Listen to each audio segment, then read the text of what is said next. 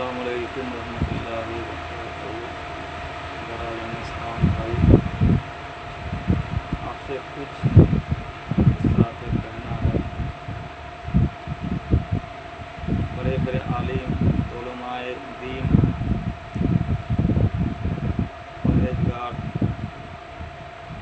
आदमी, परहेजगार जितना है, आप शायद सुने होंगे हदीस मुबारक। दोबारा मैं दोहरा देता हूँ ताकि आपका ज़हन ताज़ा हो जाए। हुज़ूर अकरम सल्लल्लाहु अलैहि वसल्लम, जनाब मुहम्मद सल्लल्लाहु अलैहि वसल्लम के साथ फरमाया कि एक दिन ऐसा आएगा, गरीब आदमी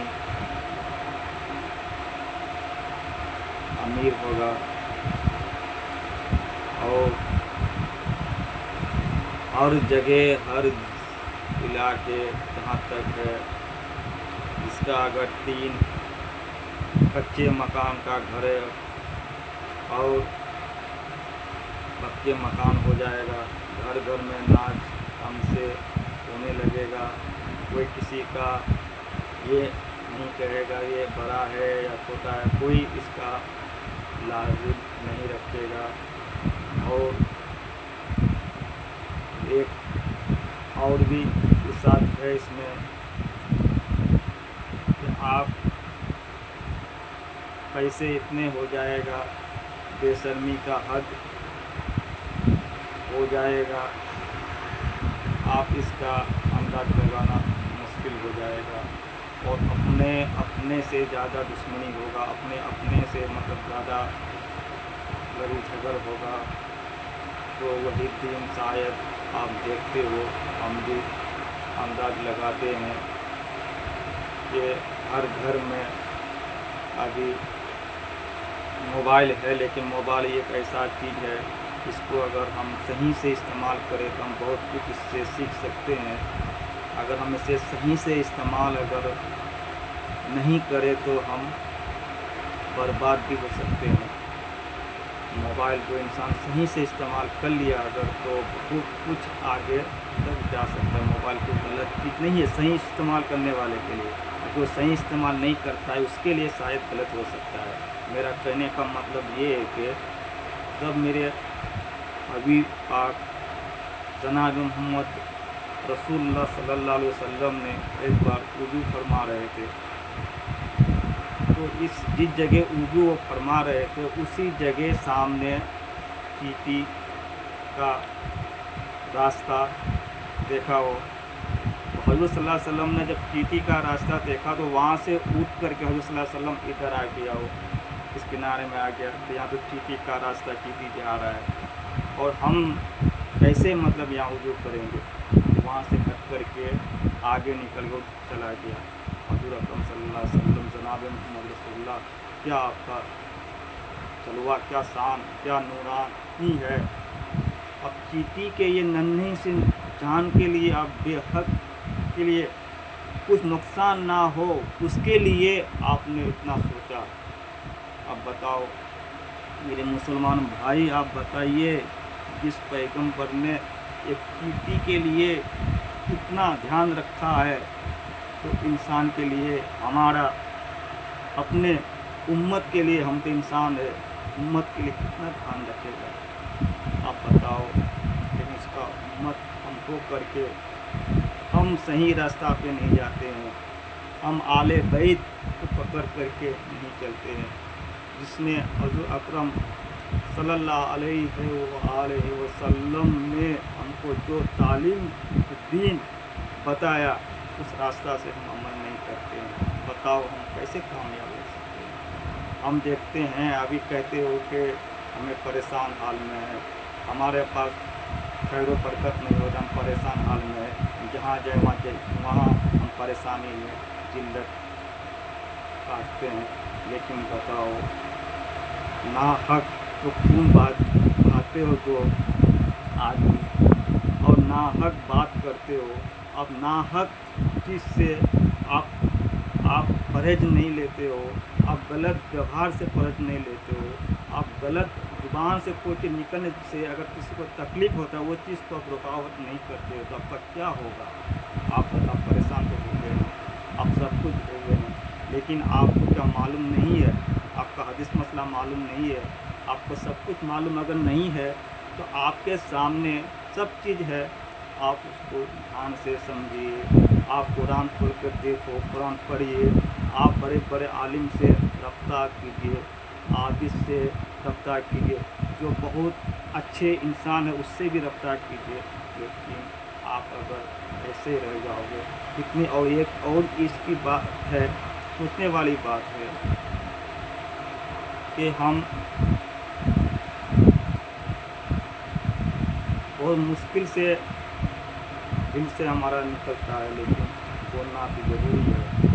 हो सके आगे हम बोल पाए ना पाए, लेकिन कहने का मतलब मेरा यही है कि पहले हम 30 साल पीछे जब हम मतलब अगर आओगे, अगर उस टाइम का ये हाल था कि जो चीज़ हम मतलब यूज करते थे, जैसे मान ले हम अगर किसी अगर सरकारी दस्तावेज के अनुसार जहाँ मुझे फ़ोटो का ज़रूरत होता था वहाँ फ़ोटो हम देते थे,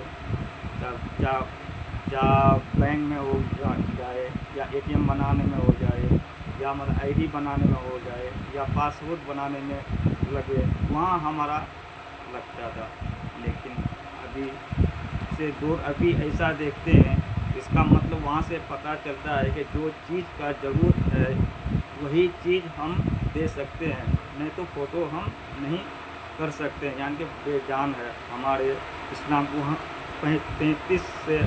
35 साल के पीछे आप चाहिए, अब देखिए अभी भी हदीस मसला वही है, लेकिन मैं ये आपको समझाने के लिए मैं बोलता हूँ।